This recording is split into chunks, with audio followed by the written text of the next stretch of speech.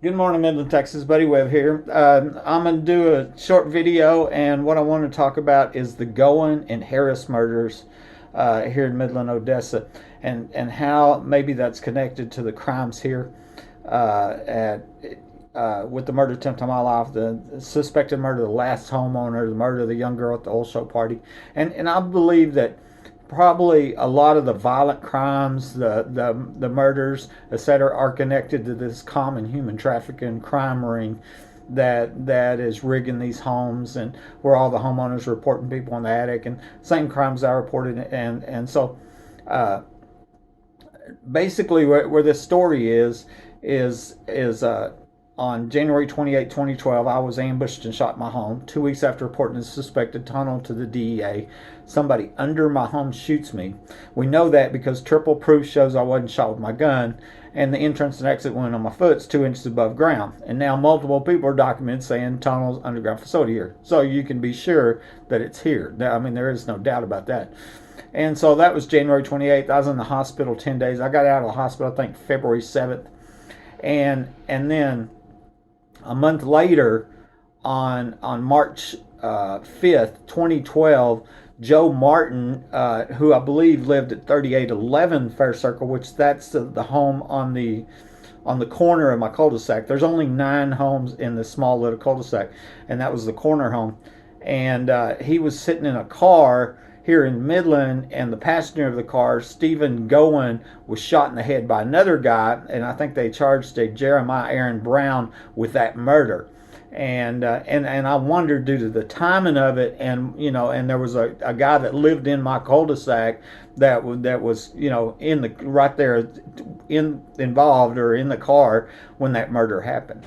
And so that happened, and just like I said, 5 weeks after I'm ambushed and shot in my home, Joe Martin is there, and a guy in my cul-de-sac involved in a murder. And then so I'm gonna move on. In 2014, I think it's around August, whatever, my next door neighbor on the west side, Tulan Nguyen, and reported seeing a burglar inside her home. She actually saw a person inside her home, and the police were called, and they swarmed it, and of course I'm sitting here going, how many times have I reported people in my home, burglar alarms going off? I saw a person in my home. I'm shot with burglar alarms going on.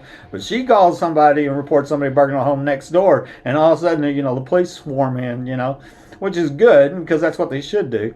But anyways, through the course of that, they took fingerprints and everything. And I think when they ran the fingerprints, she's the one that told me this. Tulan did that. That they identified it to a person that lived across the street at the Martin house. That's the 3811 Faircircle that I was telling you about. And so they were looking for a guy in that house. I don't know if he was arrested or what, but anyway, that's what she had told me at the time. And then right after that, the Martins sell that home at 3811 Faircircle after living there 20 plus years or so. Okay. And then in 2016, based on news stories that was in the news at the time, that they were looking for a guy named Canaan Bars, and another guy wanted for murder. Okay. And of a murder over in Odessa, a guy named DeQuay Harris. Okay. And so I actually made a video, and I'm going to show you that video because I posted this thing to my YouTube in December 2016, called Wanted for Murder, because they were looking for, because I think I saw him. I think I saw that Canaan Bars, just around the corner, right outside the 3811 Faircircle, which was the Martin house. Okay. And I have, it's on film, and so I'm gonna show, it's a real short video, and I'm gonna show you that here in a minute. And then the next year in 2017, a Richard Joseph Martin was sentenced to life in prison for the murder of DeQuay Harris, the one I just told you about. And I wondered if this was the same Joe Martin that lived at 3811 Faircircle when I was ambushed and shot. Remember, there was a Joe Martin sitting in a car a month after I'm shot when Stephan Gowan gets shot in the head. And I wondered if that wasn't the same guy, and if all this is not connected. And so also charging that case was Kevrick Shedwin and Canaan Bars. And so I have the links to the news stories, and I have the video, and of course pictures of this neighborhood, and I'm going to turn this camera around and show you that stuff. I started this story with January 28, 2012. I was ambushed and shot with my phone lines cut. 2 weeks after reporting a suspected tunnel, the DA, etc. I'm not going to say all that again.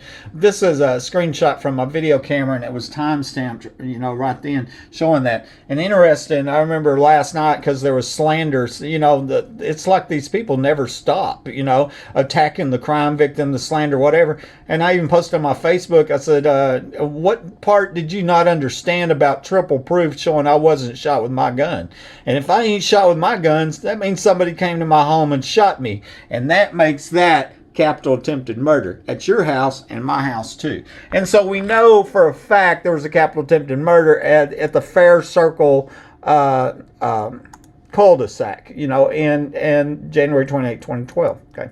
This is an email that I sent to myself, and I do that for documentation because it gives me a timestamp. I know the date. I sent it in August 27, and I said Tulan, that was the next door neighbor, called me this morning. I went to her home and visited with her about the police coming, and that was the story I told you a minute ago about. Her.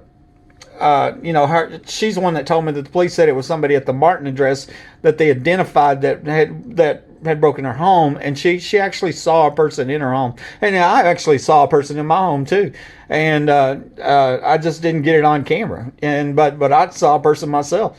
And so anyways, the other things I'm putting in this email was big piles of dirt on the man-sized tunnel pipe that was sitting in the front yard, and that she didn't know anything about. Said her husband had something to do with her late husband. Red bricks in the backyard that she told me come from the wall, the Home Depot wall behind the house. And so anyway, it just gives me this documentation of the burglary at the neighbor, and so the neighbors having burglaries, and the person they identify was a guy across the street. This is the man-sized tunnel pipe leftover piece. It's sitting about 15 foot from my property in that yard, in Tulan's yard, and there was young guys, a friend of a friend that crawled into it to just show you that you could fit into it. Okay. And the question's been asked, is some of that same tunnel pipe, was it put in from my home over to the back of Home Depot in conjunction with the suspected sex trafficking that was believed to be going on with the truckers that were showing up 24/7, night and day, and they were showing up, staying a little bit and leaving, not unloading any freight, and back then the store wasn't manned 24/7 and like it is now, and it was like a truck stop is what it was, and I believe there were, that was part of this home being rigged to run, sex trafficking. But anyway, that shows the pipe. This is Tulan's house, and that's where the burglar was seen. And I think that gets better seen when you look at the sat map, okay, and I back out on the Google map, and you can see my cul-de-sac is over here. You can where I'm ambushed and shot on that side of my house. You see my house right there, okay? And then the alley, and then the secluded truck unloading lane back at Home Depot. You can see where the ground's cut. Looks like a tunnel was cut, aimed directly at my house right there. Over here is Tulan's house, okay, Gwen, and that's where she reported the burglar in 2014. And also notice behind her home, it looks like the ground was cut too. And that's where I have the video of the concrete being poured. Actually, when I showed Homeland, I showed them both of them locations because behind Home Depot. That's now just been repaved after I showed Homeland that I suspected a tunnel was there. Okay, and that's a whole nother story, but y'all know that story, whatever. Okay, the house that is the Martin house was the one here that's covered up almost with this block here, but it's this house right here, 3811. It's on the corner, and then the one next door to it, well, that was the former. That was owned by the late brother-in-law of U.S. Congressman Mike Conway, that just all of a sudden, for mystery, no reason, isn't running for office again. Many people think it's because of the crimes here at at the Faircircle. And then, of course, this house on Westmont Court here had the same mortar problem that my house had, and it's even been wondered if that one had underground access. You can see how close it is over here to the Martin house. Like I said, here's Tulan. She reports a burglary. Here I've reported, many burglaries. I bet I made 100 videos of burglar alarms going off in my home, and besides being shot. And so that gives you an idea of the neighborhood, the small little neighborhood right here. And then another here on this house. This taken as I was driving in the Cul De Sac. This is 3811 Faircircle, and somebody at the time, which was in 2017, we can look at it, was moving in or moving out. So it might have been this Nick LeDuc was moving in or moving out. I think maybe he'd already moved out, and it was the next people that were moving in. But what I noticed was all these sacks of concrete in the garage, and of course I drive by every day, and I noticed there'd be one or two gone, another gone. So I knew they were using that concrete somewhere, I suspected, inside around that house. And so I wondered if they weren't doing a little cover up, if there wasn't a tunnel there, underground access or something, because we know it's not a what if could be that, we know it. We know what happened at my house, and we know what multiple people have said as far as being tunnels, underground facility in this area. And so the other thing is showing here, Thomas Martin, actually lived in that house, sold it in November 2014. And remember that, Tulan, that was right after the neighbor across the street reported a burglary, seeing a burglar in her house. I wondered if the burglar she seen was going into her house, and there was an underground entrance at that house, at her house, and that's where they would go underground. And because I tell you what, I used to see cars come down here, park. They would be out of view of my cameras, but my dog's barking. I could see their lights, with the cameras, whatever. And it was almost every night at 11 o'clock, and it would be on the other house, on the other side of the house of Tulan's. And then a few minutes later, I would hear somebody moving around in my attic, okay? And so it was real clear that whoever parked on the other side of that home over there had dropped somebody off, and it was like clockwork, like they got out of school, they got off their job, whatever, let me drop you off, and then they went. So I wondered if they wasn't going underground in Tulan's house at 3804, and then somewhere that comes back up where they can come up and break into my home and all that. So anyway, there's the pictures. I want to show you the news articles. Okay. This one is posted March 6, 2012. It happened on March 5th, and details an apparent late night murder. This one is the Gowan murder. Okay. And let's see. And as I said, Jeremiah Brown has been charged. Okay. And it says here, upgraded to a first-degree felony of murder for allegedly fatally shooting Stephan Gowan. Okay, and officers arise. Joe Martin, okay, and that's where I believe he lived at 3811 Faircircle, was standing in the door of the white Mazda 3 with a gunshot wound to his head, going with the gunshot wound to his head. And Martin told investigators he was a passenger in the vehicle, and an unknown man shot Gowan after a brief conversation. Okay, and like I said, this happened a month after I'm ambushed and shot. Investigators observed the interior of the vehicle was covered in blood and brain matter. Okay, and so that's part of the reason that I wondered if this Joe Martin or not, this Gowan murder was connected to the capital attempted murder of my life, which would be connected to the murder attempt of the previous homeowner, etc. Okay, this is a 1-minute video. Let's just play the thing.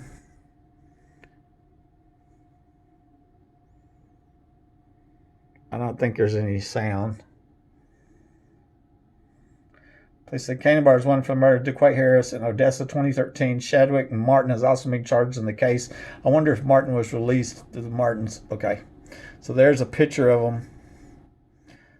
And this is the video I made in 2016. Now, this is not the Gowan murder. This is the Harris murder. On December 5th, I saw a guy near my home that resembled him, and he was acting suspicious. He never looked at my truck as I drove by. I wondered if he was connected with the many crimes that have and are being committed here. Okay, and this is from a dash camera. Okay, and so yeah, I think I went to the trash can there, and then I'm driving, and my dash cam picks up this guy. And here he keeps his head down, he don't even look up, And when I returned home 13 minutes later, I saw this truck parked with the guy slumped over the steering wheel. That I took the license plate and the GPS was seen on the dash cam, but I think it was an hour off or whatever. So I'm coming down my alley. This is minutes later because I went to town, come back, and then here was this truck. This looks. The suspicious stuff I've seen here is amazing. The problem here with my dash camera there, I could see better. I could see a guy slumped over the wheel, okay?